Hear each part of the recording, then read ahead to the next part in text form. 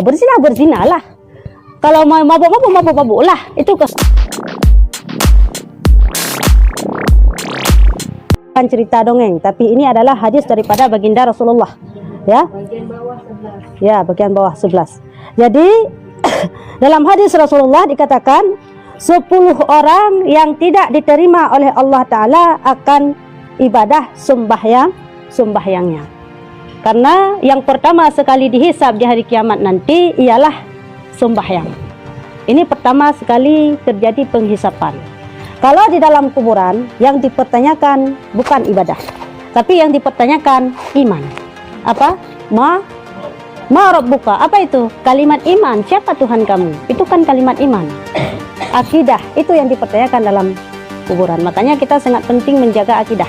Kalau akidah kita salah, walaupun kita ini penghafiz, walaupun kita ini ilmu sangat tinggi, tidak ada gunanya. Akidah ini yang menentukan seseorang itu ahli surga atau ahli neraka. Ya, ahli neraka ini memang yang kekal dalam neraka. Siapa dia selain daripada Islam? Islam ini terjadi perpecahan lagi sesuai dengan hadis baginda Rasulullah. Ya, Islam ini akan dipecahkan di akhir zaman nanti 73 golongan. Satu yang masuk surga siapa? Ahli sunnah wal jamaah. Coba tanya sama Wahabi, dirimu aliran apa? Pasti dia jawab ahli sunnah wal jamaah. Kenapa dia tahu hadis ini? Ahli sunnah wal jamaah. Jadi siapapun yang kita tanyakan, siapa aliranmu? Tetap dijawab ahli sunnah wal jamaah. Hanya itu yang masuk surga. Yang lain semuanya 72 lagi semuanya sesat, lagi bid'ah, lagi masuk dalam neraka kekal selamanya. Kenapa? Karena dikatakan orang tersebut keluar daripada Islam. Bahkan ditulis dalam kitab Tuhfatul Ghalibin, setiap aliran sesat tersebut tertulis namanya, ataupun kalau kita bilang spesialis ya, dalam neraka.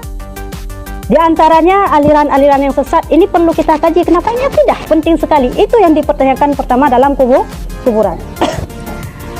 Setiap misalnya Qadariyah, ini aliran sesat. Jabariyah, aliran sesat. Syiah, aliran sesat. Apalagi Murji'ah, aliran sesat. Mu'tazilah, aliran sesat. Ya. 12 cabang aliran sesat pertama, yang kemudian di setiap satu aliran sesat terdapat 12 cabang lagi.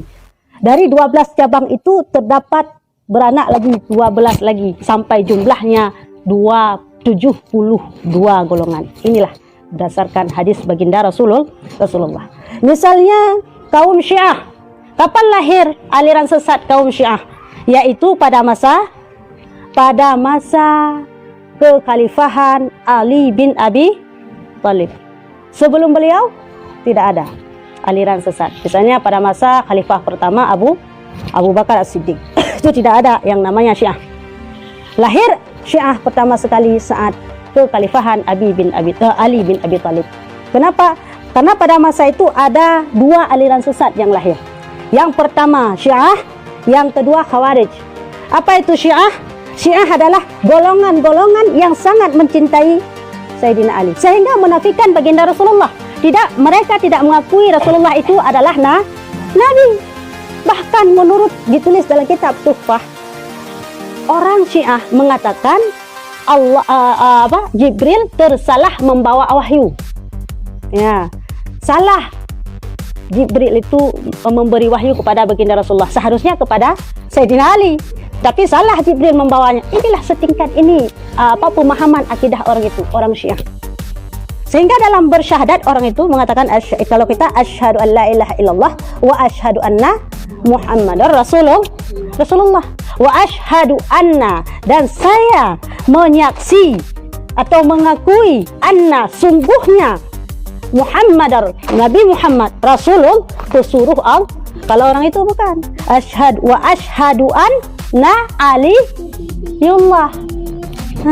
Orang itu dari syahadat sudah beda. Jelaskah? Kafir. Karena orang itu terlalu mencintai Sayyidina Ali sehingga menafikan yang namanya Rasulullah. Jelas sesat. Orang yang tidak mengakui Nabi Muhammad itu sebagai Rasul, maka dia kafir. Apa bedanya dengan jahiliyah? Ya. Itu yang pertama. Yang kedua, timbul aliran sesat yang namanya Khawarij. Khawarij itu adalah orang yang terlalu mencintai ahli baitnya Rasulullah, menafikan Sayyidina Ali. Mereka mengatakan Sayyidina Ali ini keluar daripada Islam. Hanya diakui bahwa Sayyidina Ali ini adalah sahabat Rasul yang se-Islam. Mereka membenci Sayyidina A. Ini pun sesat. Kalau kita ahli sunnah wal jamaah berada di tengah-tengah orang ini, kita mengakui Sayyidina Ali sahabat Rasulullah dan kita mengakui Rasulullah sebagai utusan Allah, maka ini yang benar. Kita berada di tengah-tengah. Makanya yang tengah-tengah itu bagus, ya. Terlalu cantik ya, jangan. Terlalu ganteng ya, jangan. Yang sedang-sedang saja. Ini bukan sekedar lagu sebenarnya, betul. Semuanya ahli sunnah wal jamaah dalam akidah tetap berada di tengah-tengah dia. Yang sedang-sedang saja. Ini diakui, itu dibenarkan, sehingga bersatu. Jadilah ahli sunnah wal jamaah. Itu aliran sesat Khawarij dan Syiah timbul pada masa Sayyidina Ali, sehingga pernah terjadi pada masa Sayyidina Ali perang Siffin, ya.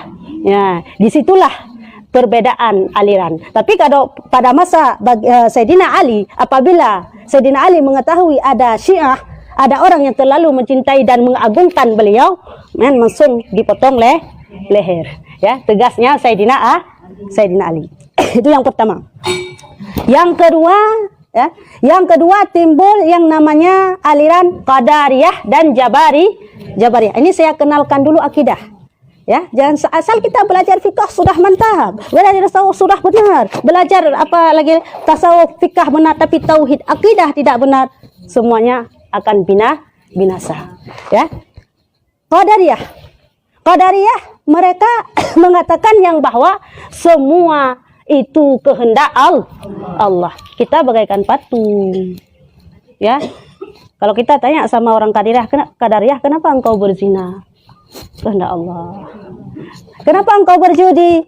Allah sudah berkehendak. Na'udzubillah, ini merupakan kaum yang sesat, lagi menyesatkan. Mereka menganggap dirinya tidak ada kekuatan untuk melarang apa yang berlaku. Berzinalah.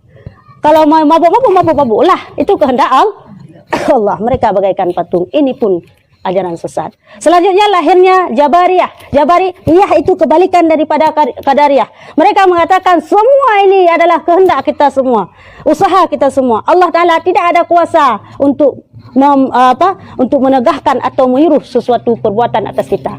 Misalnya kita mau berjudi, itu kehendak kita, memang betul.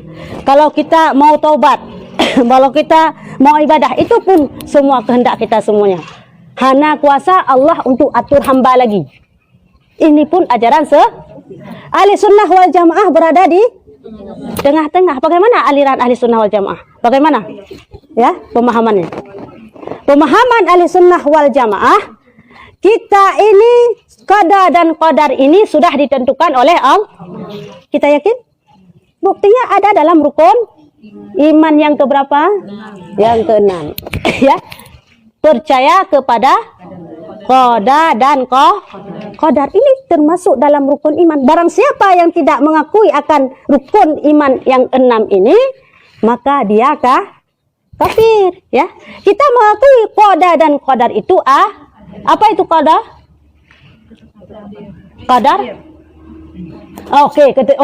Qada itu ketetapan atau takdir, ya. Ya, kalau qadar? Kahana punya boleh.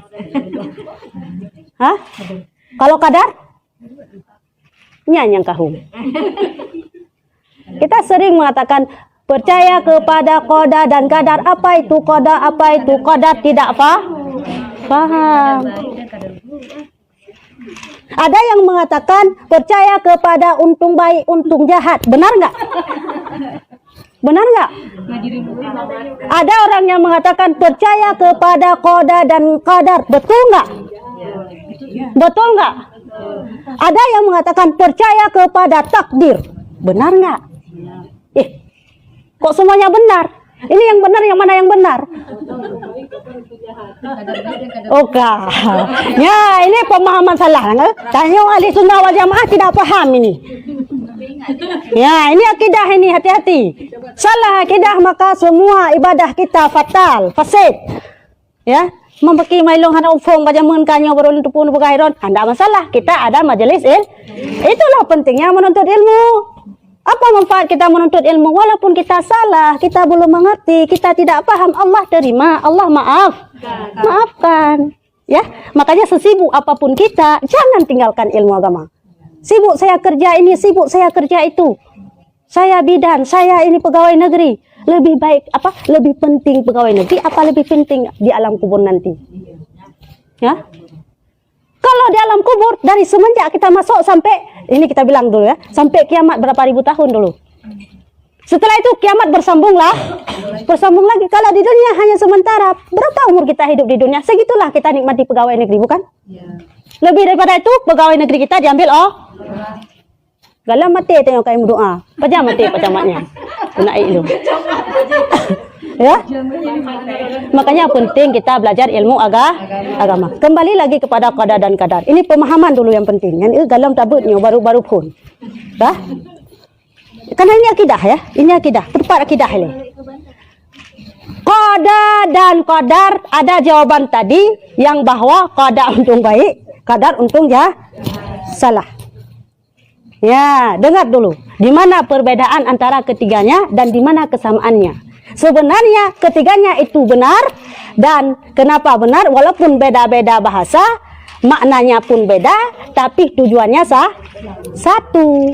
Itu yang penting, ya. Untung baik dan untung jahat. Ya, percaya kepada untung baik dan untung jahat. Yang mana untung baik? Ya kan? Ya, kita coba dulu surah hafal. Cit ya pai ban banyak nyole. Nyala lain ya pai. Ya, ada anak-anak yang menghafal untung baik untung jahat, ada yang menghafal takdir, ada yang menghafal qada dan enggak ada guru yang menyalahkan, kamu salah kok qada dan qadar. Enggak ada. Ada. Kamu salah kok untung baik dan untung jahat, semua dibenar. Nah, ini yang perlu, kenapa dibenarkan? Ya. Yang mana untung baik dan yang mana untung jahat? Untung baik itu adalah Islam dan taat. Untung jahat itu adalah kafir dan maksiat. Kita wajib mengimani rukun iman yang keenam, yaitu percaya kepada untung baik, Islam dan taat, dan untung jahat, kafir dan maksiat, semuanya sudah ditentukan di azali. Saat di alam roh kita sudah beda, diambil bahan roh kita. Roh kita ini semuanya sama tuanya, sama mudanya. Dari roh Nabi Allah Adam sampai kiamat itu sama dibentuknya sekalian. Ya, roh anak tanya, roh anak kita dengan roh kita siapa yang lebih tua? Sama, sekalian dicipta, bahannya beda. Ya, orang mukminin alias umatnya Nabi Muhammad SAW ditulis dalam kitab Kashful Ghaibiyah, ya, kalau tidak salah halaman 4. Itu rohnya diambil daripada peluh ataupun keringat yang di keningnya Nur Muhammad. Itu umat Nabi Muhammad. Kalau umat Nabiullah Adam itu rohnya diambil daripada keringat umat nabinya masing-masing. Nabi Adam, Nabi Idris, Nuh, Hud, Saleh, semuanya umat Nabi tersebut diambil daripada Nabi masing-masing. Kalau kita, siapa Nabi kita? Nabi Muhammad SAW. Yang jelas langsung kita diambil daripada air peluhnya atau air keringatnya Nur Muhammad yang di kening. Itu bahan roh kita semua. Itu bahan. Kalau rohnya untung jahat, kafir dan maksi alias Yahudi, Nasrani, itu bahannya daripada keringatnya Nur Muhammad yang di kaki. Beda ya? Dari alam roh kita sudah dibedakan. Inilah yang dikatakan dengan ketetapan Allah pada azali. Kita tidak pernah berdoa sama Allah, ya Allah lahirkan saya jadi orang Aceh dan orang Islam. Ada? Gimana kita doakan sekarang? Kita belum lahir. Kita tidak tahu yang mana Islam, yang mana kafir. Kita tidak tahu. Siapa yang menetapkan semuanya? Allah Ta'ala. Ini namanya untung baik. Alhamdulillah kita dilahirkan oleh Allah di Aceh jadi anak orang Aceh, ataupun di Jawa jadi anak orang Jawa, tapi jadi anak dari keturunan Islam. Otomatis anak tersebut dihukum Islam. Ya, ini untung baik sudah Allah tetapkan. Wajib kita imani, wajib kita percayai bahwa ini sudah Allah sediakan. Jadi dalam hal kita sudah disediakan potensi untung baik ini, yaitu orang yang taat kepada Allah, kita diberi lagi ikhtiar, usaha di sini. Mau taat kepada Allah atau mau maksiat. Sehingga dalam hal ini kita tidak berdiri pada yang namanya akidah qadariyah atau jabariyah. Ya, kita di tengah-tengah. Mau kita berusaha kepada taat atau berusaha kepada maksiat. Allah hanya menyediakan yang namanya potensi ini untung baik, sudah ada, kita boleh meraih yang namanya taat.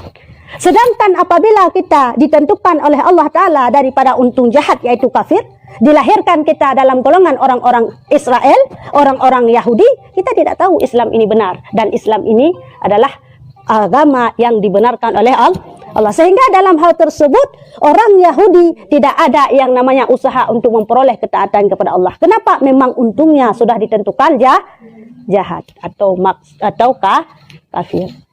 Untung jahat, untung baik dan untung jahat. Mengerti ya sampai di sini? Ya. Nah, ini pemahaman akidah yang namanya iman kepada atau percaya kepada untung baik dan untung jahat. Selanjutnya qada dan qadar. Apa makna qada dan apa pengertian qadar? Nah, pengertian daripada qada adalah ketetapan Allah yang Allah tetapkan di azali, seperti bagaimana kita bilang tadi. Ketetapan Allah yang Allah tetapkan di azali, di Lauh Mahfud kalau kita bilang. Mau kita orang baik, mau kita orang taat, ataupun kita orang maksiat, ataupun orang kafir, sudah ditetapkan di sana. Ini namanya qada, ya. Qadar apa maknanya? Aplikasi yang berlaku di dunia ini berdasarkan ketetapan Allah di azali. Ini namanya qadar. Beda ya? Beda ya? Untung bukan seperti yang tadi kita bilang untung baik ini enggak, bukan. Qada ketetapan Allah pada azali atau di alam roh atau di Lauh Mahfud. Sedangkan qadar aplikasi yang berlaku di dunia ini, ketetapan kejadian yang berlaku di dunia ini berdasarkan ketetapan Allah pada azali. Qada dan qadar. Makanya pakai R di sana. Satu tidak pakai R, satu pakai R. Qada tidak pakai R, qadar pakai R. Berlaku di dunia ini. Apa yang ditetapkan di sana? Seperti kita bilang tadi, Islam ataupun kafir. Atau istilah lain ada yang namanya langkah, rezeki, jodoh, maut. Ya, ini sudah ditetapkan di azali, atau istilah lain kita bilang qada. Saat berlaku di dunia ini apa namanya? Qadar. Misalnya jodoh. Allah sudah tentukan jodoh kita dengan si Muhammad misalnya. Ya. Lepas itu saat kita dilahirkan ke dunia ini, kita kenalan sama si Muhammad ini lalu menikah. Ini qadar Allah. Berdasarkan qada di azali.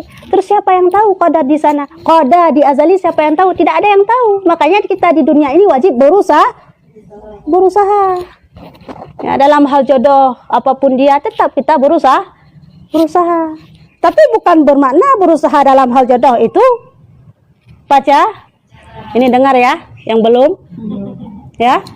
Bukan bermakna berusaha dalam hal jodoh berpacar, tapi di mana perbedaan ta'arufan sama pacaran? Ini yang belum ini. Di mana bedanya ta'arufan sama pacaran?